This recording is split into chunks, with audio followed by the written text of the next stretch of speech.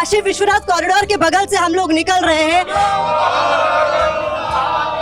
तो ये यहाँ की भावना है। काशी विश्वनाथ कॉरिडोर को लेकर जितना काम हुआ है उसको क्या डिनाई किया जाना चाहिए?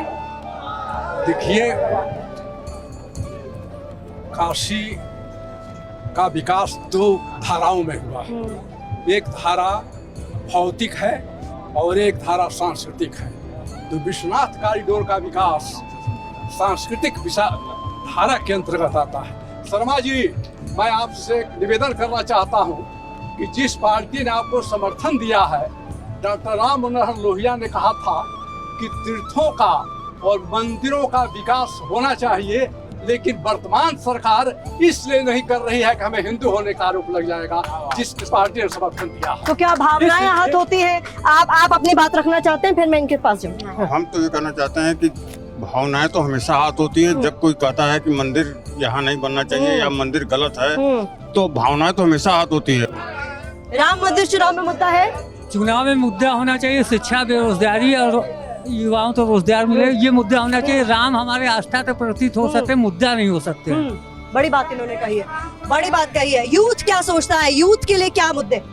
यूथ के लिए मुद्दा ये है कि कनेक्टिविटी अच्छी हो गई है, बट बहुत ओवर क्राउडिंग हो गया है वाराणसी में।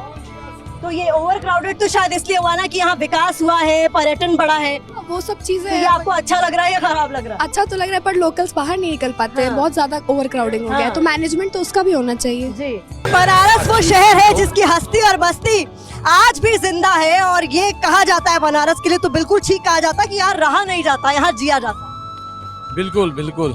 काशी जो है अपने आप में एक, काशी में नहीं क्या, जो ज्ञान की भूमि है, ये ज्ञान का जो प्रकाश है उसको काश्यते प्रकाशते सा काशी, काशी सर्व प्रकाशिका। ऐसे काशी में जब किसी भी तरह का बात होती है तो साक्षात महादेव के बिना और माँ गंगा के बिना वो कोई बात हो ही नहीं सकती। माफी के साथ रोक रही हूँ क्योंकि देखिए जीवन का असल सत्य ये है। इस वक्त मणिकर्णिका के घाट के सामने हम लोग खड़े हैं। वेंकट जी, आखिर में सबको यही जाना, एकदम काशी को जो मोक्ष भूमि बताया गया है, जहाँ साक्षात मणिकर्णिका, जहाँ भगवान विश्वनाथ जी तारक मंत्र राम राम का उपदेश देके मोक्ष प्रदान करते हैं। ये ज्ञान देने के पश्चात मोक्ष प्रदान करते हैं। ज्ञान भूमि भी है, मोक्ष भूमि भी है। जहाँ पर देखिए 24 घंटे यहाँ शव जो जलते रहते हैं, यहाँ उसको मृत्यु को मंगल बोला गया है, मृत्यु को भी मंगल बोला। ऐसी भूमि हमारी काशी है।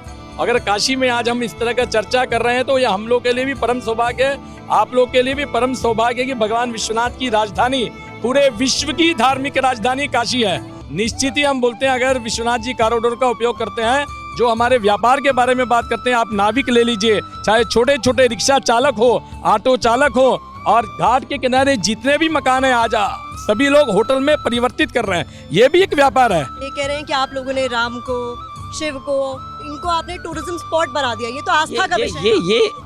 ये भी इन मंदिरों में, ये हमारे साथ हमारे कहने पर इन्होंने भगवान राम का निमंत्रण स्वीकार नहीं किया, लेकिन अलग से जाकर इनके सारे पदाधिकारियों ने, इनके प्रदेश अध्यक्ष से लगायत पूरी पार्टी ने जाके दर्शन किया। बताइए, राम मंदिर पर पार्टी का जो स्टैंड रहा, वो आपको लगता है वो ठीक स्टैंड? क्या शंकराचार्य जो हैं वो हिंदू विरोधी हैं? चारों शंकराचार्य नहीं गए? क्या वो हिंदू विरोधी हैं? मैं समझता हूं कि क्या अमित शाह जी और नड्डा जी अभी तक नहीं गए? क्या वो दोनों हिंदू विरोधी हैं? केवल हर चीज को हिंदू मुस्लिम में बांट देना ठीक नहीं।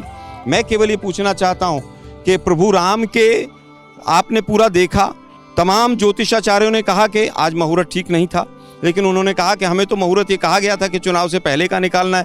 पूरी तरह से एक चुनावी पार्टी के नेता ये कहकर क्यों जा रहे हैं कि राम मंदिर पर पार्टी का जो स्टैंड था वो हमें ठीक नहीं लगा और इसीलिए वो पार्टी छोड़ दे रहे हैं? गलत है। मैं भी स्वयं राम मंदिर गया हूँ और दयालु भाई से ज्यादा बार गया हूँगा, लेकिन दुर्भाग्य ये है कि जिन लोगों को मौका लग रहा है, जिन लोगों को डर है कहीं ना कहीं दिक्कत होगी, वो मुझे लगता है कि वो एक मिनट भाई, एक मिनट, मैं फिर कहूंगा, तमाम लोग गए हैं, आस्था का विषय है, जिसको जाना है वो जाएगा, जब समय होगा तब जाएगा, जब प्रभु राम बुलाएंगे तब जाएगा। ताला खुलवाने का जिक्र आप लोग जरूर करते हैं कि ताला किसने खुलवाया, लेकिन मंदिर जाने से क्या नहीं, हमें किसी को कोई प्रॉब्लम नहीं है। किसने कहा प्रॉब्लम है?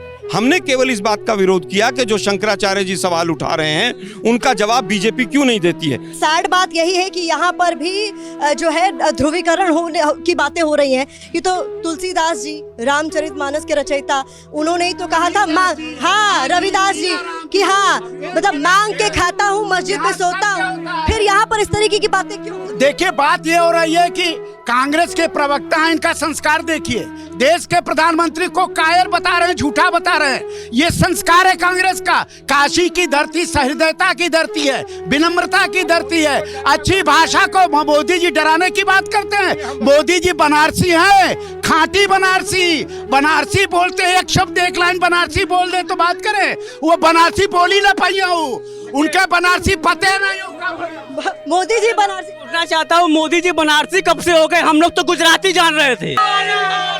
यहाँ की खूबसूरती है, यही यहाँ की खूबसूरती है। लड़ रहे हैं लेकिन मुस्कुराहट चेहरे पर। बता रहा हूँ, ये कह रहे हैं कि गुजराती बनारसी नहीं या दक्षिण भारत का बनारसी नहीं। बनारस का डेवलपमेंट कैसे हुआ?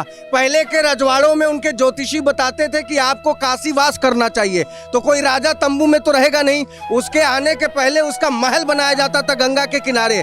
हर राजा का महल यहाँ पे गंगा के किनारे बना हुआ है, और जाते समय महल तो ढो के ले नहीं जाएंगे, तो वो वहाँ के लोग छोड़ के ले जाते थे कि देखभाल करो। तो गुजराती मोहल्ला भी है, राजस्थानी मोहल्ला भी है, कोई पूरे हिंदुस्तान का आदमी बनारसी है। सबका है ना। मोदी जी जैसा स्ट्रांग पर्सन मैंने नहीं देखा। ऐसे अगर जो 4-5 स्ट्रांग डिसीजंस उन्होंने लिए हैं, अगर कोई दूसरा प्राइम मिनिस्टर होता, किसी एक स्ट्रांग डिसीजन में वो सत्ता चली जा सकती थी, लेकिन ये एकमात्र मोदी जी हैं। स्ट्रॉन्ग लीडर है मोदी जी, ये कहना। चाट चल रही है, चाट चल रही है, बहुत मजा आ रहा है।